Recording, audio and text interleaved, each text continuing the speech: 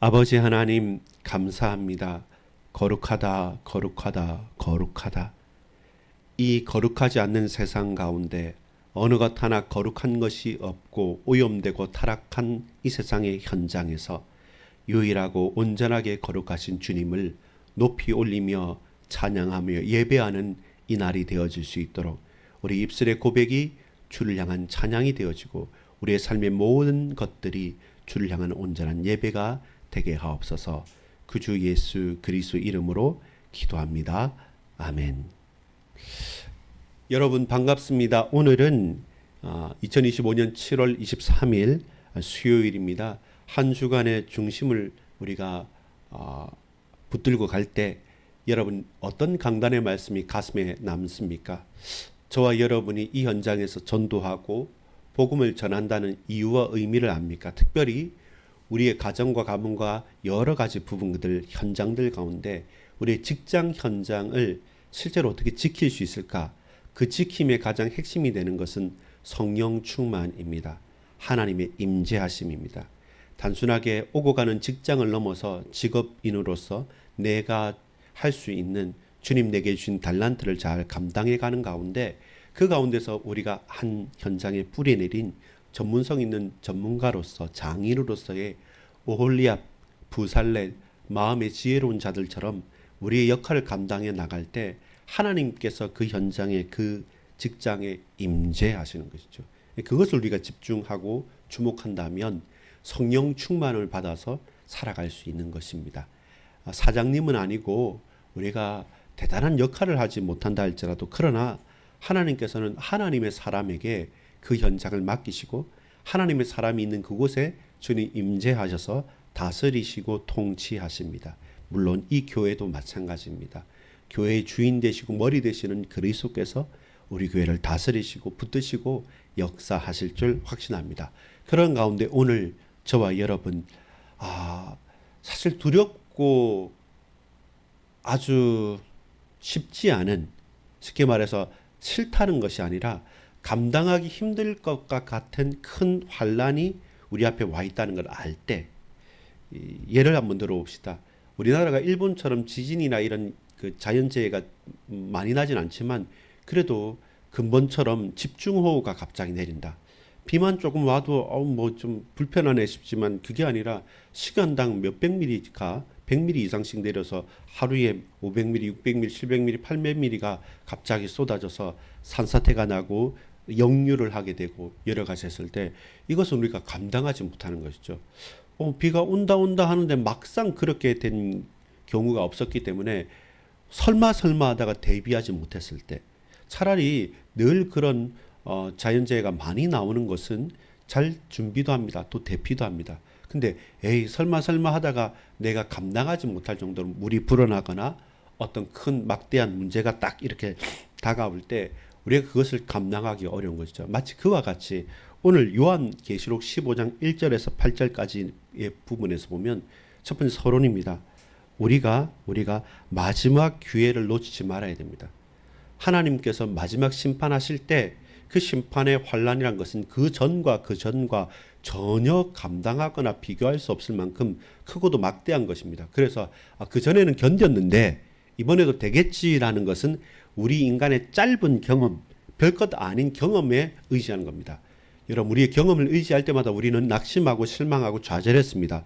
경험을 의지하고 다른 사람들의 말을 의지하지 마십시오. 설마 그렇게 하는 것은 너무나도 게으르고 너무나도 안일한 것입니다. 중요한 것은 마지막 재앙을 경고하는 1절 말씀을 보면 이렇습니다. 또 하늘에 크고 이상한 다른 이적을 본 것입니다. 7 천사가 7 재앙을 가졌으니 완전한 하나님의 말씀의 전달자가 완전한 재앙의 역사를 가지고 오는 겁니다. 그 전까지의 재앙도 여러분 정신 차리지 못할 정도 아니었습니까? 근데 완전한 재앙인데 그 완전한 재앙이 어떻습니까? 곧 마지막 재앙이라. 하나님의 진노가 이것으로 마치리로다. 이제 좀만 견디면 되겠습니까?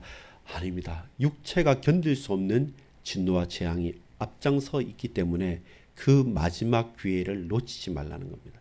이 마지막 재앙을 앞두고 제 온몸으로 한번 맞서 보겠습니다. 이런 만용, 이런 헛된 용기를 추구할 것이 아니라 그 마지막 재앙을 앞두고 주님, 종이 죄인이오니 나를 구원하소서, 나를 건져주소서, 속히 나를 붙드소서, 내게 은혜를 베풀어 주옵소서, 이 환난 가운데 나를 당신의 반석의 사이에 세우시사 나를 붙들어 주옵소서라고 나의 죄악됨을 회개하고 주님 앞에 간구하는 것이 그 마지막 기회를 잘 선용, 지혜롭고 선하게 사용하는 것입니다. 여러분, 오늘 우리는 마지막 기회를 맞이했습니다. 오늘 우리가 하는 기회는, 그 만남은, 그 일들은, 그리고 오늘 이 예배는 마지막일 수도 있습니다. 이때를 여러분 깨어서 영적인 싸움을 하고 예수 이름으로 저주와 흑암의 권세를 꺾고 하나님 앞에 영광 돌리는 복된 영적 승리의 기회로 만들어야 되는데, 뭐 이거 지나고 나서, 그리고 다음에요, 이거 끝나고 나서요. 여러분, 믿음의 도전이 왔다면 그 기회를 붙들어야 됩니다. 그리고 도전하십시오. 그리고 하나님께 매어 달리십시오. 그러면서 하나님께서 내게 열어주시는 응답의 기회로 달려 나가십시오. 지금이 마지막 때라면 우리는 어떤 믿음의 결단을 하겠습니까? 그래서 제목이 뭡니까? 큰 진노를 어찌 하렵니까? 라는 제목을 붙였습니다. 이 마지막 가장 큰 진노를 여러분 어찌 하겠습니까? 눈 감고 있으면 지나갑니까? 그냥 억지로 참으면 참아집니까? 그 정도의 수준이 아닙니다. 모두 다 휩쓸려가고 모두 다 멸망에 던져질 수밖에 없는 그 마지막 장을 앞들고 우리가 주님을 붙드는 겁니다. 주여, 나를 구원하소서. 주님, 내게, 우리 가정에, 우리 자녀들에게, 우리 현장에 은혜를 베풀어 주옵소서. 이 육신의 연약함을 주님 아시지 않습니까? 나를 고쳐주시고 치유하여 주시옵소서. 내 현장의 문제, 그 인간관계들, 그 경제적인 문제, 내가 진짜 죽고 싶습니다, 죽고 말겠습니다 라고 하는 살고 죽는 그 문제 앞에 허덕거릴 때 그보다 더 큰 환난이 다가온단 말이답니다. 그럼 우리는 어찌하겠습니까? 그때 주님 앞에 겸손히 모든 것을 내려놓고 무릎을 꿇는 겁니다. 주여, 나를 구원하소서. 그게 지혜로운 것이고 거기에서 진짜 소망이 보여지게 되는 것입니다. 첫 번째입니다. 주의 진노를 두려워하십시오. 그것이 첫 번째입니다. 우리가 다가올 앞으로의 재앙과 환난과 진노에 대해서 대충 뭐 그까이 찍고 뭐 그냥 해보지, 뭐 어떤 코미디언이 하는 거죠. 대충 그까짓 거 뭐 이런 유행어도 있었는데요. 그냥 버티고 있으면 지나가는 일이냐면 그렇지 않습니다. 주의 진노, 주의 환난을 마땅히 두려워할 것을 두려워할 수 있는 것도 지혜이고 축복인 것입니다. 3절에 보면 이 환난이나 진노를 당하는 우리의 삶이 무엇으로만 견딜 수 있냐면 그냥 잠잠히 가만히 버티고 있는 게 아닙니다. 주를 향한 온전한 찬양과 고백이 아니고서는 그걸 버틸 수가 없는 것입니다. 하나님만 붙들고 주만 찬양하고 주만 바라보지 않으면 내 눈앞에 넘어지는 것과 여러 가지 시련과 환난 속에서 늘 낙심하고 늘 고통할 수밖에 없는 현장이란 말입니다. 근데 주를 향한 노래로, 주를 향한 찬양으로만 견딜 수 있는 겁니다. 마치 이런 겁니다. 큰 육신적인 아픔이 있을 때 내가 아프다 하는 것만 생각하면 바뀌어지지 않아요. 그때 반대로 사람이 소리내어서 웃거나 내 온몸과 마음과 정성을 짜내어서 찬양할 때 그 고통과 맞서게 되는 것입니다. 그래서 우리가 그 고통을 담대히 내가 묵묵히 견디겠다, 아닙니다. 우리 주님께 찬양하지 않으면, 주님만을 찬양하지 않으면 그 한 시간, 그 1분 1초도 견딜 수 없을 만큼 주의 진노는 두려운 것입니다.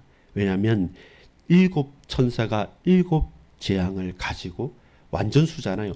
완전한 재앙을 가지고 마지막 재앙이기 때문에 그것을 두려워하고 붙들어야 됩니다. 2절에 보면 또 내가 보니 불이 섞인 유리바다 같은 것이 있고 짐승과 그의 우상과 그의 이름의 수를 이기고 벗어난 자들이 유리바닷가에 서서 하나님의 검은 거를 가지고 하나님의 종 모세의 노래, 어린 양의 노래를 불러 이르되. 이들은 이긴 자고 승리자입니다. 승리자의 노래가 펼쳐질 것입니다. 그런데 그 과정이라는 것은 어떻습니까? 하나하나가 녹록한 과정은 아니에요.